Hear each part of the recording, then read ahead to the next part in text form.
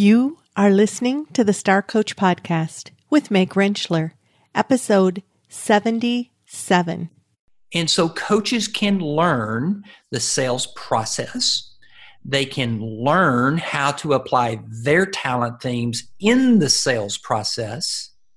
And so coaches need to be courageous, to learn in this area. As much as you learn how to be a great active listener, learn how to be a better marketing and sales person with your authentic strengths. Welcome to Star Coaches, the show for professional coaches that brings you coaching strategies, tools, and resources.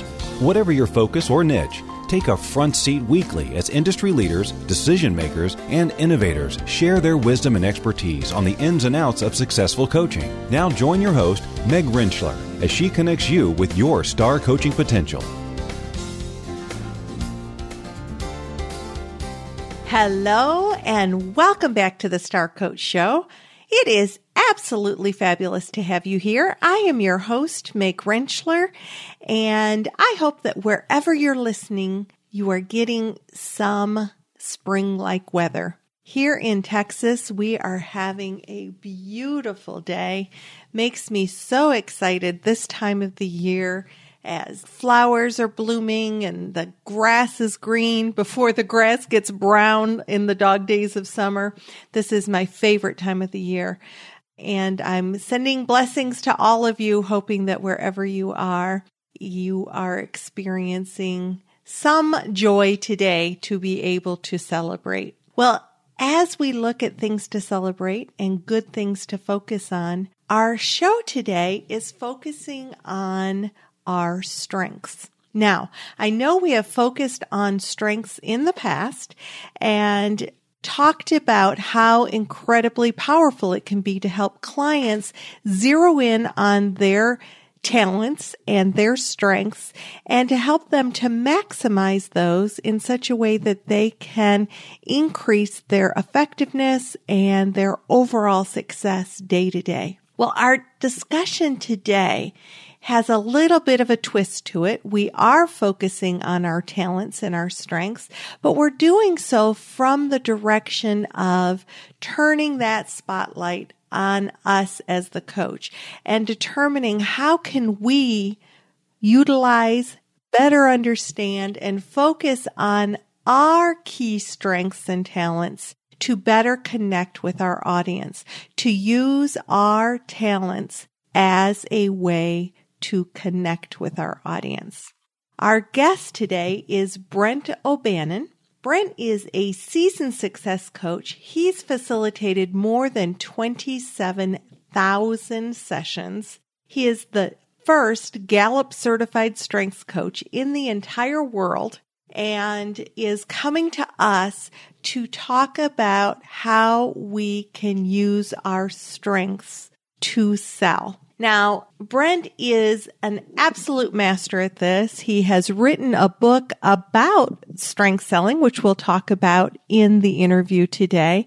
And he's going to use me as a bit of a guinea pig to bring forward my strengths and how, if he were my business coach and were helping me better connect with my clients, how he would do that looking at my strengths.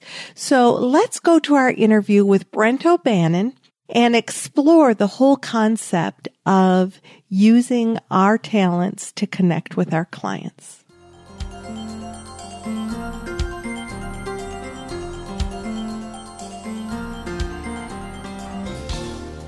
Brent, good morning and welcome to the Star Coach Show. Oh, it's always good to meet other fellow coaches like yourself, Meg. It is, and I had the pleasure of meeting Brent at an ICF luncheon. It's always good to connect with your fellow coaches through the ICF. And you were telling me how you're the first Clifton Strengths Certified Coach, correct? Yeah, did I say that right? In fact, they changed the language. When I was first certified and they started the Gallup coaching program back in 2012, it was called Gallup Certified Strengths Coaches. But I was the very first, yes. You were the very first. So I hope you have a banner somewhere kind of announcing that. And we're going to talk today about how we can use our strengths to connect with our audiences, to find maybe even the appropriate clients to work with, but really get out there and connect with our ideal clients. And it's such a incredible book that you wrote about it.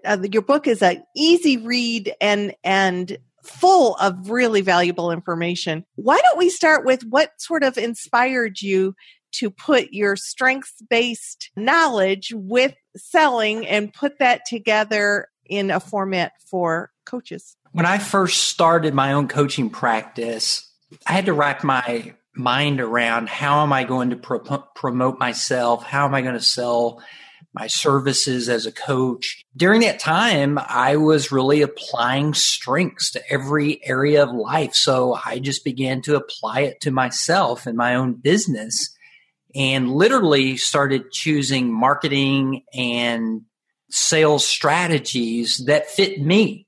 And then after having some success, other Gallup Strengths coaches and other coaches began to call me and say, "Hey, Brent, this is really hard. I love coaching. I love speaking. I love training, but I need clients. I need to know how to sell. I need to know how to promote myself and market."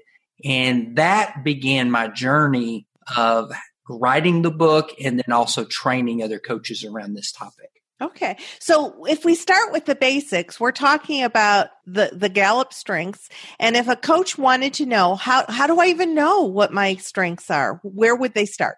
Yeah, I like to say that there is a formal and an informal way to identify your strengths. Mm-hmm. So the formal assessment, which is very much heavily research-based, is to take the Clifton StrengthsFinder assessment. And more than 18 million people now have taken the assessment. Very robust. When you take the assessment, you can either find out what your top 5 talent themes are, or you can find out what your full 34 talent theme rankings are. Mm-hmm. And we use not only our top 5, which is what I call our signature strengths. Mm-hmm. It's like your hand that you sign a check with, but we also use the next 5, which is our top 10.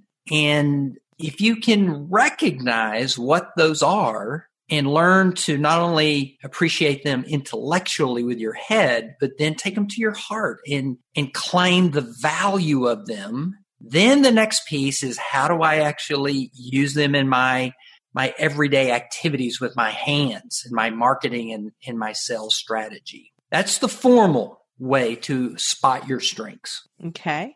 And to do that, it's not, for anybody who isn't familiar with it, it's a very affordable, doable thing to do.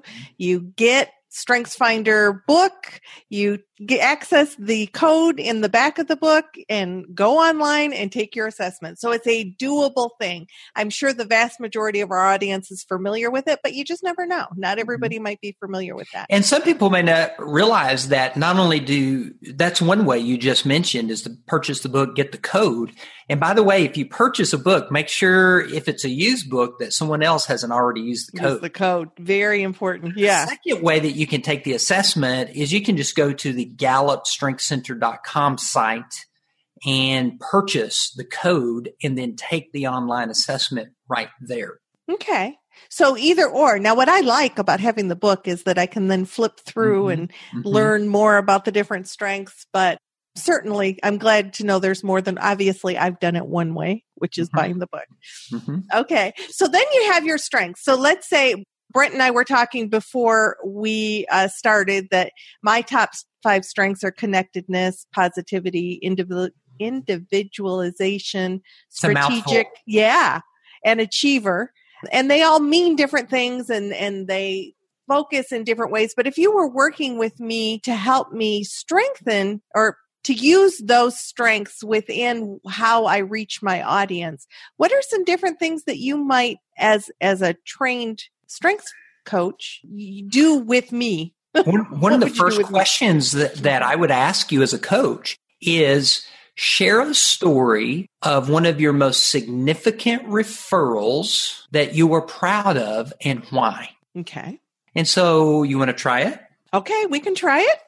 So think back in your life as a professional coach, and what story could you share that was very successful in how a client came to you in that process? They became a paying client. Could you share that, Meg? Yeah. So I think that the one that came to my mind the second you said that, so I'm not going to overanalyze it, is shortly after I got out of my certification program, I was actually called by one of the instructors from my certification program who said, I have a client that is she's not a perfect fit for me. She's a perfect fit for you. And I've already talked to the organization, the CEO. They want you to fly out and meet her.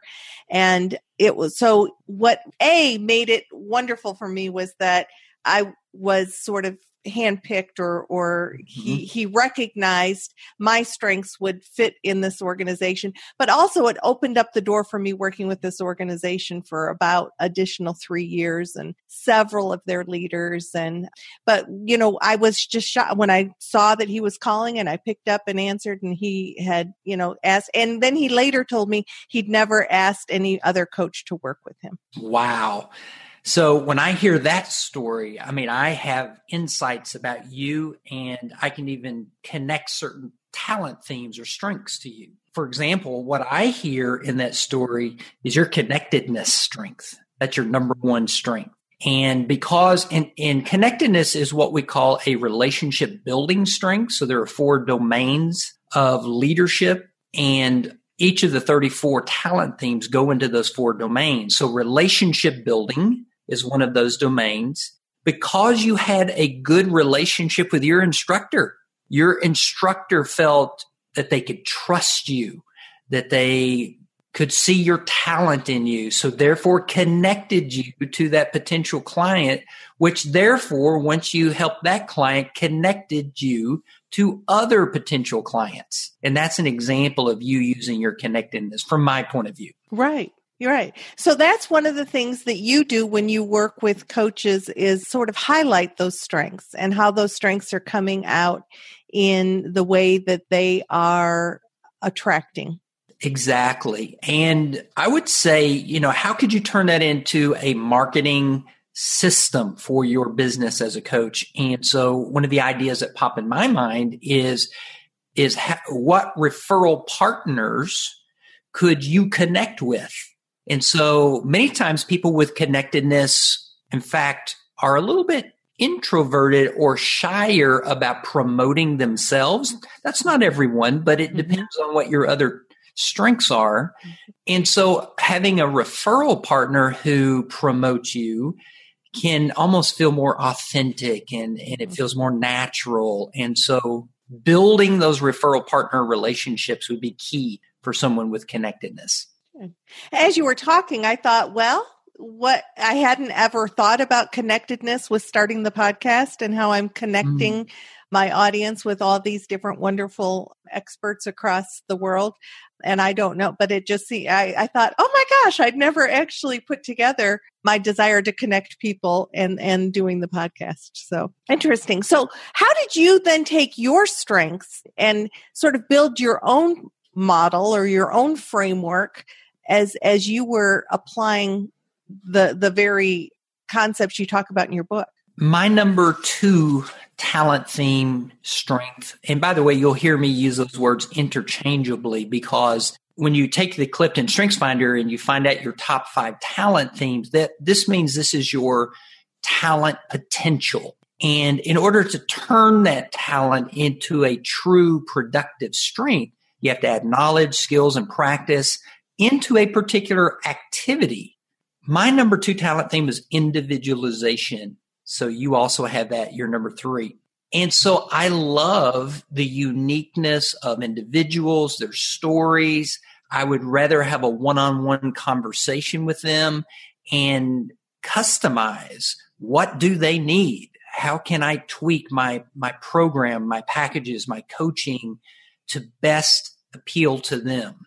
And so that really started me down the road of researching how different coaches are so unique. They're so different. They all have their own story, their own values, their own characters, and their own talent themes. And so why not write a book that connects all of these talent themes to the uniqueness of each coach? And I find that even though we have 5 talent themes that we can draw from, or even 10, we tend to have one dominant that really stands out. And it's kind of like the number one. And when I wrote this book, Selling Strengths, I wanted to really focus in on at least one dominant talent theme per coach. So an example of one of my talent themes, individualization, is that I created what I call my Ask Brent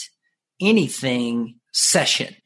And so literally I let people know on Facebook, on LinkedIn, when I'm interacting with them, that I offer a 30-minute, no strings attached, Ask Brent Anything time that you can ask me about growing your coaching business, about, setting goals. Well, you get to ask me anything.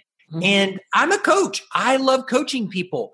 And so what I've found is it creates a certain amount of trust. I can get on the phone with people. I can build a relationship with people.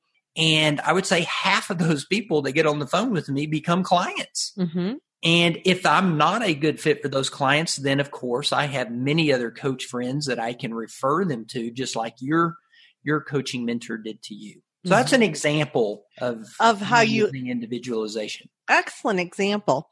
So what should, if I'm listening to this and hearing that we all sort of have these talents, and I'm now familiar with what my top 5 are, what are some things that you recommend to coaches just in general in either themselves accessing their own strengths or how they can work with their clients who have certain talents and helping them maximize those? So it's a big question, but kind of take that as you may.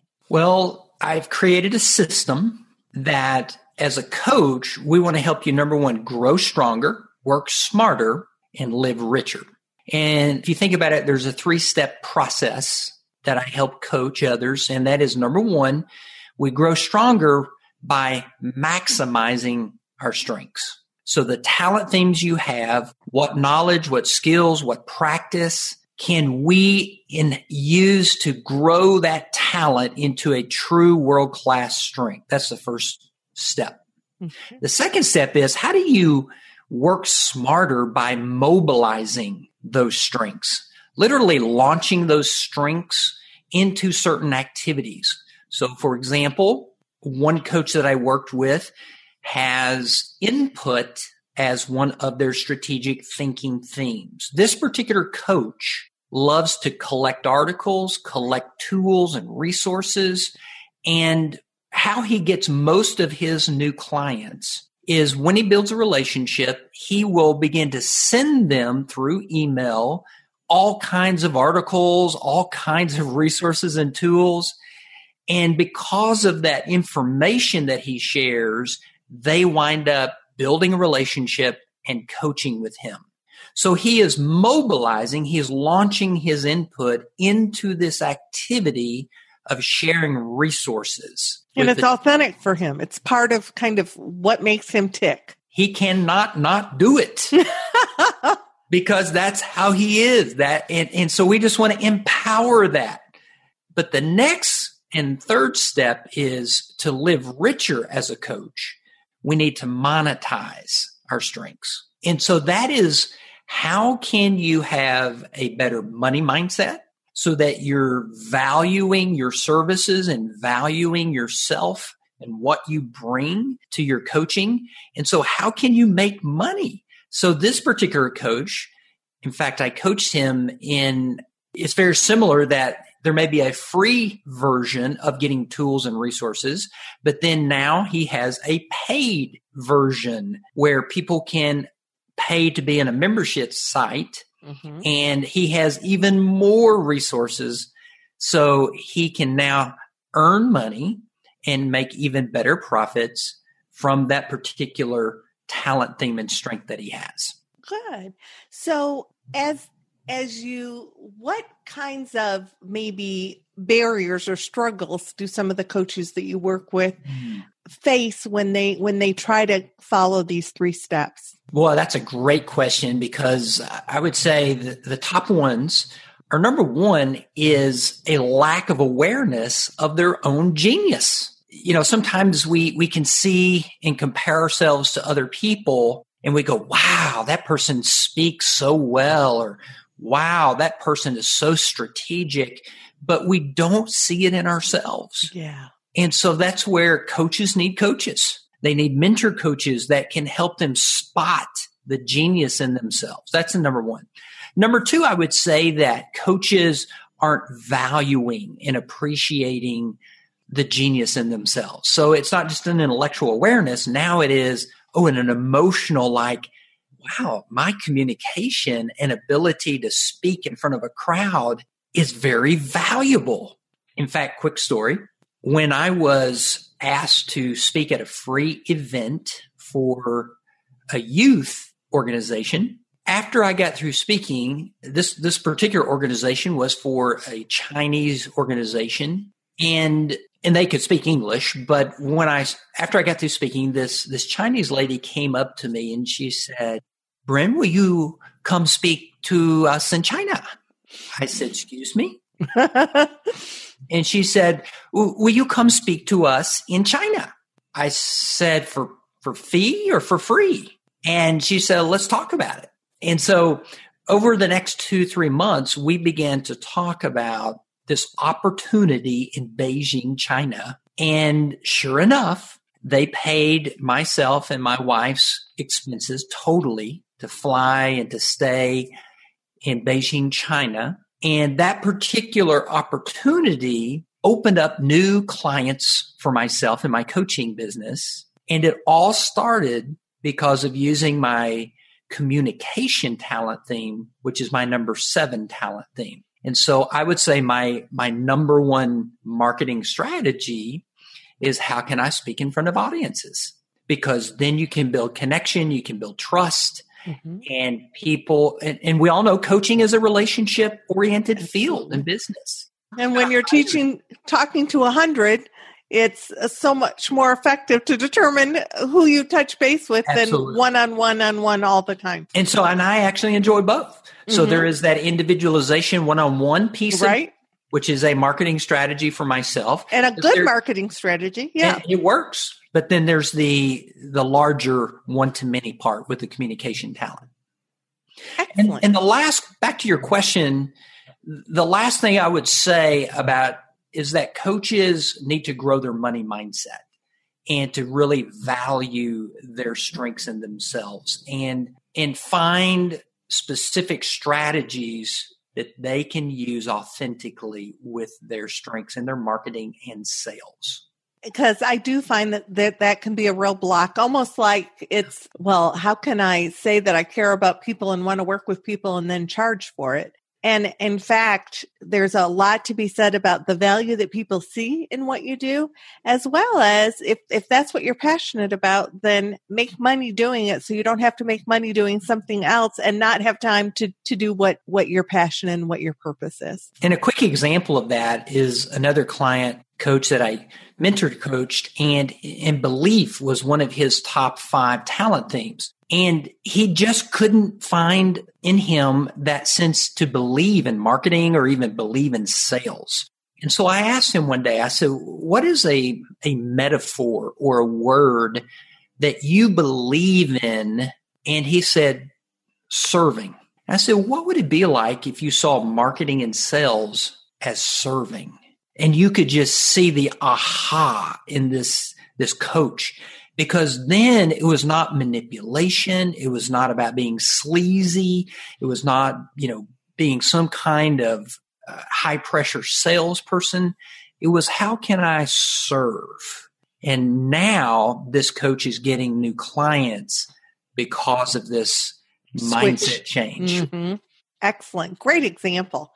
What haven't I asked you that you wish that I had? I think the main thing that's important for people to know that you haven't asked is that coaches need coaches. and not just training, going through a workshop, but even coaching in sales, coaching in marketing. And there are different kind of sales skills that all of us as business owners and business builders have to learn. And so coaches can learn the sales process. They can learn how to apply their talent themes in the sales process. And so coaches need to be courageous to learn in this area. As much as you learn how to be a great active listener, learn how to be a better marketing and sales person with your authentic strengths. Excellent. So I want to reiterate that you are available and offering at your website a 30-minute Ask Brent Anything. No strings attached. No strings attached. And that information will be on our resource page. Brent, thanks for coming and sharing with us how we can, become more aware of our talent themes and then put them into action to be the best coaches we can be on several levels. I'm wishing you and everyone else that you would grow stronger, work smarter, and live richer.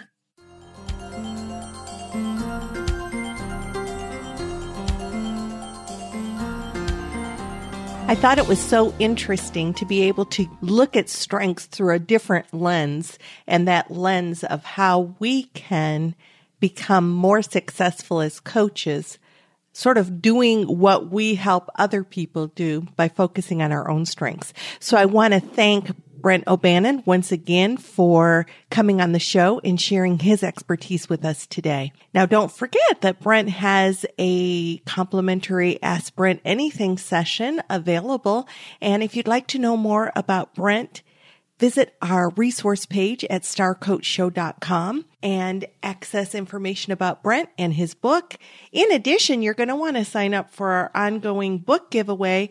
Brent has donated a couple of his books to future book giveaways. So we always have fabulous books from our guests in the book giveaway, but you can't win if you don't sign up. So go to starcoachshow.com. Now, come back and visit us next week when Coach Sal Sylvester is coming on the show to talk about measuring leadership impact through the coaching that we do. It's a very interesting show. Sal is an incredibly talented coach, so you're going to want to be sure to come back and visit us next week. Now, if you're finding value in the show, I would so appreciate a rate and review on iTunes. The more positive reviews we get, the more our show reaches others.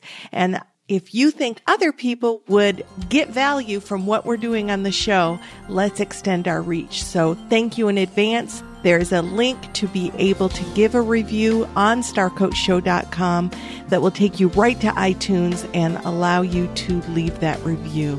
So this is your host, Meg Rentschler. I want to thank you again for joining us this week. I wish you the very best for your coaching success. And be sure to come back next week for our interview with Sal Sylvester. Goodbye.